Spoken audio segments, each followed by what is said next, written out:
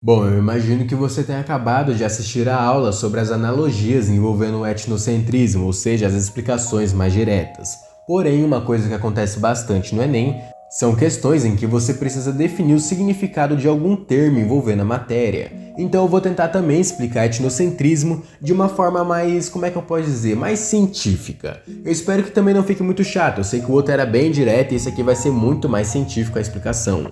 Mas senta aí e também aproveita o vídeo.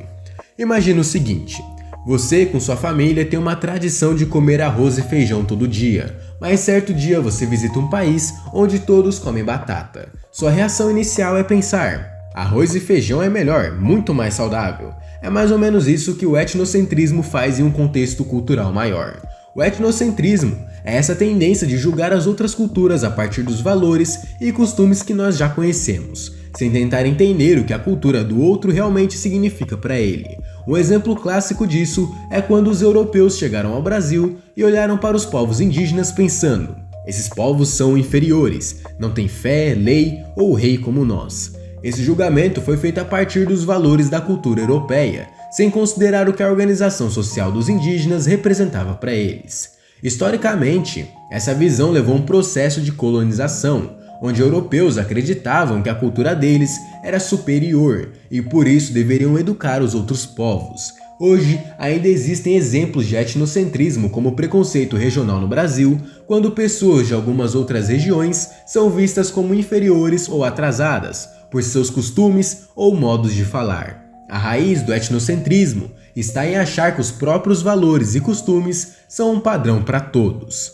Se o etnocentrismo é julgar a partir da nossa própria experiência, o relativismo cultural é justamente o contrário. Ele nos ensina a olhar a cultura do outro sem fazer comparações, tentando entender seus valores, crenças e práticas pelo que são, não pelo que nós pensamos sobre elas. O antropólogo Franz Boas foi pioneiro nesse pensamento. Ele, por exemplo, estudou os esquimós e percebeu que a maneira deles viverem e se organizarem só fazia sentido dentro do ambiente da cultura deles. Essa ideia de observar sem julgar abriu um espaço para uma compreensão mais aprofundada e respeitosa entre culturas. No Brasil, Claude Lévi-Strauss também aplicou o relativismo cultural para entender a complexidade das culturas indígenas, respeitando a sua visão de mundo. Mas por que o relativismo cultural é importante? Ao evitar julgamentos, o relativismo cultural nos ajuda a promover o respeito e a convivência pacífica entre culturas diferentes. Ele nos permite ver que não existe uma cultura padrão que deve ser seguida, mas várias formas válidas de ver e viver o mundo. Infelizmente, o etnocentrismo não é só uma questão de pensamento, mas também gera problemas sociais bem sérios, como o racismo e a xenofobia.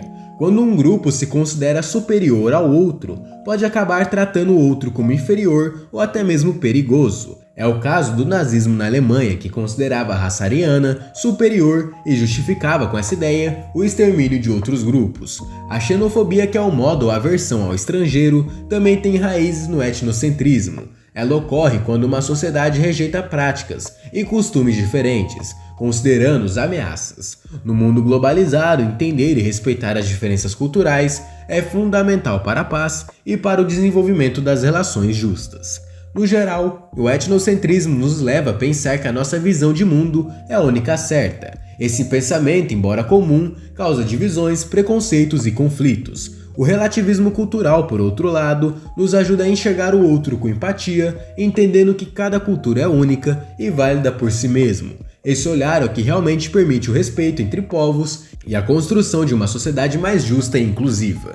De forma geral, esses dois vídeos abrangem tudo o que você precisa saber sobre etnocentrismo, seja uma explicação mais direta ou a explicação também dos termos na sua cultura própria. Basicamente foi isso o primeiro tópico sobre sociologia. Eu espero que você tenha gostado e eu te espero no próximo tópico de sociologia.